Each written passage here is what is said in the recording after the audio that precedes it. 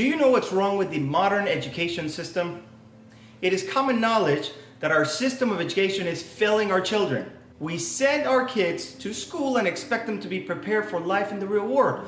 But we all know that this is not what happens. Too many students come out of school unprepared to succeed. Despite this, we allow this broken system to keep training our children. It is time that we speak openly and frankly about what's wrong with our system of education. I want to share with you 8 reasons why our traditional education system is failing us. Problem number 1, our schools have not evolved with the times. In over a century, our system of education has not changed. It was developed during the industrial age to train factory workers for jobs in mass production. Our schools are still operating with the same goal. But as technology has advanced, the need to train factory workers has greatly diminished. We teach students a uniform curriculum for long periods of time. They come to class, sit at their desks, follow instructions, keep their mouths shut, watch a presentation that's likely irrelevant to the real world, do their work in silence, and then when the bell rings, they go home. It is very much like a factory where you clock in, you do your monotonous work, do what you're told, hear the bell, and go home. A century ago, when workers were leaving farms and migrating to big cities to work in factories, this system made total sense. But today, it can no longer sustain itself. How much can you accomplish in life by just doing what you're told? In today's society, to get ahead, we need to communicate more, be able to adapt to change, think outside the box, and be creative. In most school settings, these skills are not encouraged. Problem number 2. Our schools do not teach the skills we need in real life. Most of everyday skills you need in life are not taught in schools. These skills include good parenting, running a business, managing a household, working with people, and creative problem solving. We learn these things only through experience and time. There are not many programs in school that prepare us for the everyday task of living. It seems logical that we have classes that teach us how to sell yourself or run a home financially, understand how human personality works, open an online business, get a mortgage, and so on. There are so many useful skills that we could be teaching and we don't. Instead of focusing on courses like ancient history and advanced calculus, we need to make practical education the core curriculum. Problem number 3, our schools pursue a mentality of one size fits all. The education system is very rigid. We have structured programs that every child must follow at the same time. They all learn the same thing in the same way. Consider this. The whole world says how we're all different, with different cultures, upbringing, creativity, and personalities. All this makes us who we are. We all have individual passions, taste, idea. This is what fuels us. But how can our school systems develop individuality if they're using cookie-cutter formulas to fit all students into the same mold? We don't encourage students to investigate the most basic ideas like, what do I want to achieve in life, or what am I good at? These questions go beyond the scope of schools. They're not in their curriculum. The system does not wait for those lagging behind, nor does it speed up for those who are ahead of the curve. Everyone proceeds at the same arbitrary pace. Problem number 4, our schools force students into a regimented classroom structure. If you watch children, whether at the supermarket, your house, at the theater, walking on the street, you're going to notice something very peculiar. They can't stand still. They're so curious and playful. They play soccer in the street, they climb on the movie theater seats, they run around the house, they invent, they scream, they cry, they laugh, and they get dirty in the mud. Then all of a sudden we grab them and take them to a facility we call an education center, where they have to sit, look ahead, not talk to their peers, stop laughing, not standing up, can't climb on chairs, stop fidgeting, and so on. And on top of that, they're taught a lesson on topics like the Krebs cycles in biology, and they're supposed to remember all the reactions and features of it. Unfortunately, for 99% of all high school graduates, and unless you decide to be a biologist and focus on the Krebs cycle itself, this information is completely irrelevant. I study biology, and I even don't know the Krebs cycle by heart. This presentation of random information makes students bored. Some don't understand it, which even makes it more anxious and more bored. And because they're taught to sit down, shut up, and listen, they're probably scared to ask questions. And as a result, they feel they're left behind. Problem number 5. In school, students have no control over their own lives. In school, children are not expected to be in control and think on their own. They have no opportunity to make meaningful choices. It's no wonder they feel so lost when they graduate. The system tells our children they have no say in what goes in their life. They have to follow rules as if they were in prison, and if they fall off track, they're punished with the embarrassment of having to repeat a grade, or they have to work double shifts to keep up with the crowd. Today, it's very important to be able to make your own decisions and manage your own life. Big companies like Apple and Google are looking for out-of-the-box thinkers, creative people, those people that can challenge the status quo. Our school system does not prepare you or its students for the jobs out there today. Problem number 6, schools do not recognize the evolving role of teachers. In the old days, teachers were sources of information. Today, technology allows students to learn through videos online at a much faster rate. We don't need teachers to stand in front of a class and recite facts.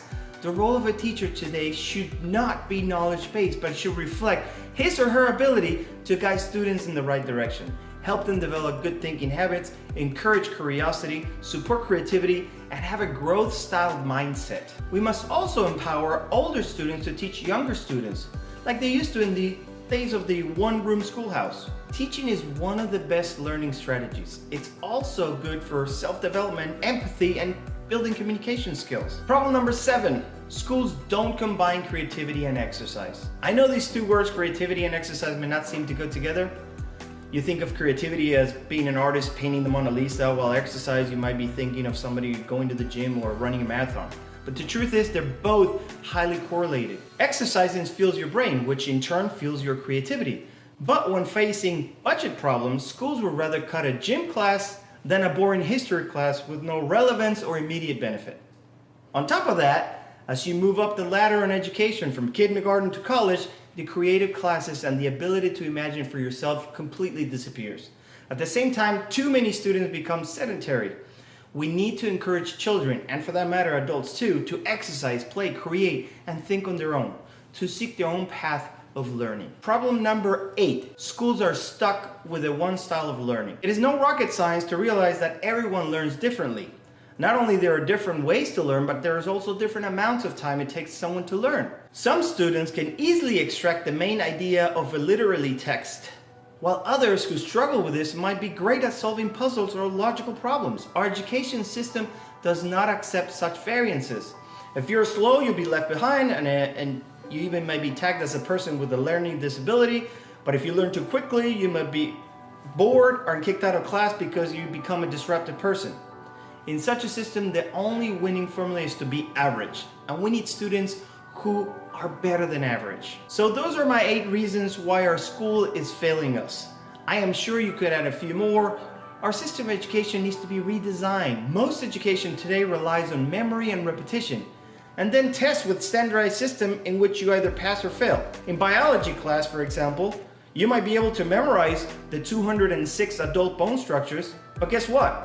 If you're lucky, the next day you'll remember only half of them. Now let's say if you pass, you move on to the next level, like in a video game. Let's say that now you're in level 2. Now you have to remember the 220 names of the nerves in the human body.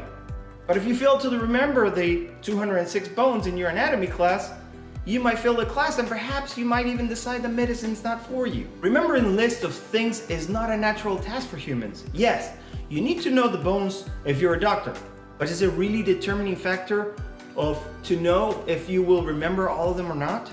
Do you think doctors don't have Google in front of them to search for a name when they forget it?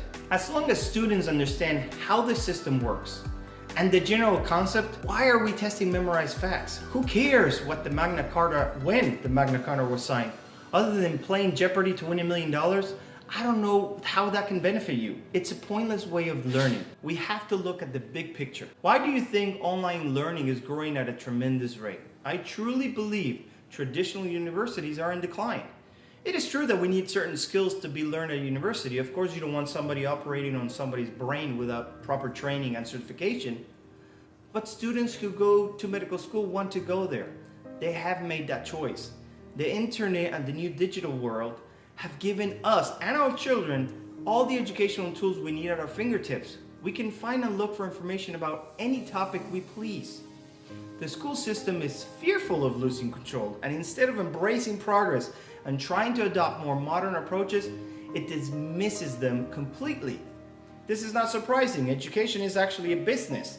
Think of college. People spend tens of thousands of dollars to go to top-rated schools to learn useless information. And those schools are making billions.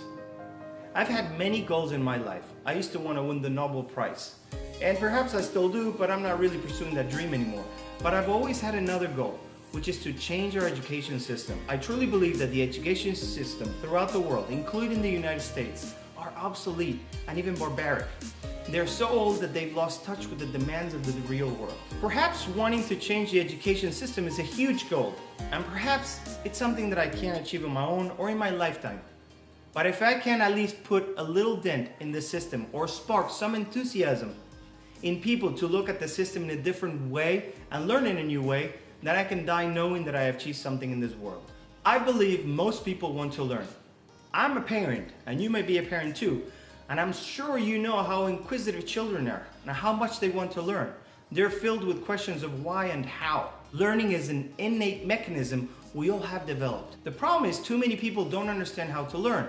They get stuck. On top of that, we are controlled by an education system monopoly that dictates everything we must learn as well as what we can't learn. The biggest problem with our current system is that humans learn what they want to learn, not what someone forces them to learn. The foundations of the current systems go back hundreds of years. We are forced to adapt to the system that encourages learning, but not just earning learning. It speaks only to the learning they dictate. Our system is so counterproductive that it drains our brain's energy and makes us tired. There are rules and limits to our imagination and creativity, and school has become a place of boredom.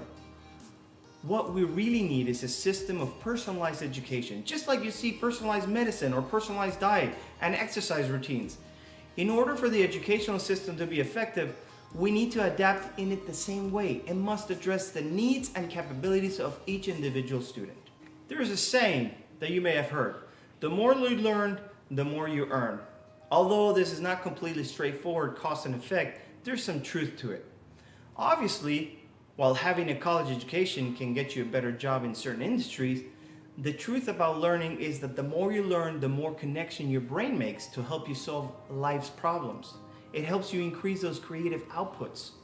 The more you learn, the more your brain can recognize patterns and help you reshape ideas. This is what makes people increase their earnings. Many people have difficulty learning because they were never taught how to learn. Hardly any school has a class called Learning Techniques or Learn Effectively. How many of you watching this video can right now honestly tell me that someone in elementary school or even in high school took the time to teach you how to learn more effectively? We are all different. We have individual learning modes and techniques. Our brains are unique to each one of us, and we each have different learning speeds. You need to find the right style that fits your needs and your brain capabilities. When I was 12 years old, I was lucky enough to have a class that taught me how to learn. But I'm the only person that I know that went to a school that had a class like that one. It's a shame that most schools disregard this critical need. And the truth is that one class changed the way I viewed things in school, and it helped me succeed in life. Figuring out quicker ways to learn will help you increase your income, give you time to do other things you love, help you understand your surroundings better, increase your creative capacity, and much more. Learning effectively is the key to a successful career in life. Because of this, I decided to create an online course to teach you how to be a better learner, how to get hold of the tools available to you, and how to use modern neuroscience to your advantage so that you can absorb more and produce more. If you'd like to learn more about how to learn more effectively, please click on the link above or below, and I'll see you in the next video. Thanks for watching.